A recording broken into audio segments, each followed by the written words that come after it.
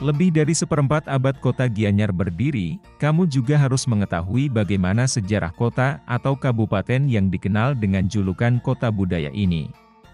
Berikut fakta-fakta tentang sejarah kota Gianyar yang dikutip dari majalah Pusaka Budaya, edisi 05, tahun 2017, yang diterbitkan oleh Dinas Kebudayaan Kabupaten Gianyar. Sejarah kota Gianyar bermula dari I Dewa Manggis Kuning.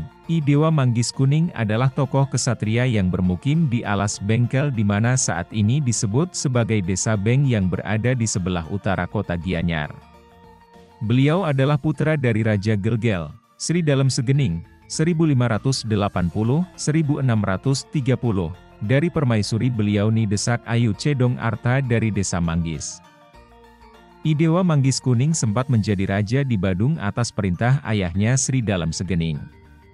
Namun tidak berlangsung lama, ia bersama pengikutnya harus mengungsi ke Alas Bun karena terjadi huru-hara akibat isu asmara terhadap dirinya. Di Alas Bun, ia kemudian menikah dengan I Gusti Ayu Pahang, seorang putri dari I Gusti Pinatih Resi. Setelah menikah, I Dewa Manggis Kuning melanjutkan perjalanan sampai akhirnya menetap di Desa Bengkel.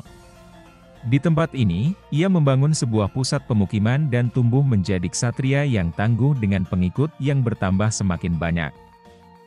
Sri Dalem Sagening sempat meminta putranya itu untuk berkenan kembali ke Istana Gelgel, namun I Dewa Manggis Kuning menolaknya.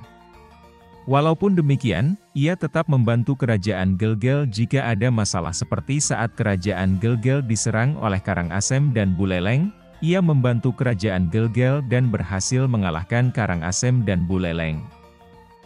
Sri Dalem Sagening memberikan hadiah berupa sebilah keris pusaka Ki Baru Obak-Obak beserta 40 orang pengikut. I Dewa Manggis Kuning juga berhasil mengalahkan kekuasaan Gusti Agung Marwit di Istana Gelgel, 1873, bersama Laskar Sidemen. Setelah I Dewa Manggis Kuning wafat, ia diganti oleh putranya yang bergelar Ida I Dewa Manggis Sakti yang berasal dari permaisuri Ni Dewa Ayunila Putri. Ida I Dewa Manggis Sakti memiliki kesaktian yang sama dengan ayahnya dan memiliki tanda lahir menyerupai tapuk manggis di perutnya. Ida I Dewa Manggis Sakti sangat tekun untuk belajar ilmu kediatmikan, ilmu kesaktian, di mana ia menuntut ilmu pada Ida Pedanda dari Geria Sidawa Taman Bali dan Geria Maslot Peken. Ida I Dewa Manggis Sakti kemudian menikah dengan putri dari I Dewa Agung Mayun dari Puri Sukawati tempat ia belajar tentang pemerintahan, niti praja.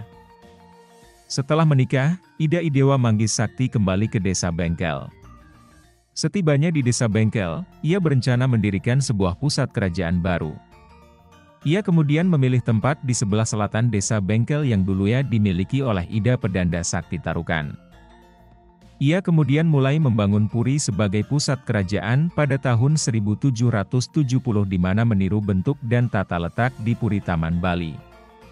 Pembangunan tidak berlangsung lama, di mana Puri tersebut selesai dibangun pada tahun 1771. Karena dulunya tempat tersebut adalah geria, maka Puri tersebut diberi nama Geria Anyar, rumah baru.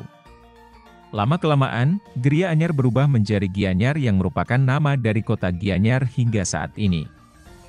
Pada hari Jumat, Wage Wuku Krulut, tanggal 19 April 1771 dilakukan upacara melaspas, peresmian secara Hindu, dan memungkah agung. Kemudian tanggal ini ditetapkan sebagai hari berdirinya kota Gianyar.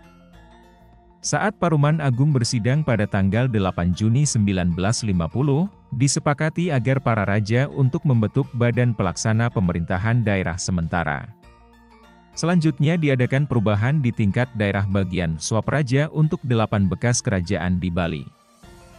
Sesuai dengan UU No. 69 tentang pembentukan pemerintah daerah Swatantra tingkat 2, maka Ida Anak Agung Gede Oka yang masih keturutan Raja Gianyar ditunjuk sebagai kepala daerah pertama di Gianyar masa bakti 1958 hingga 1960.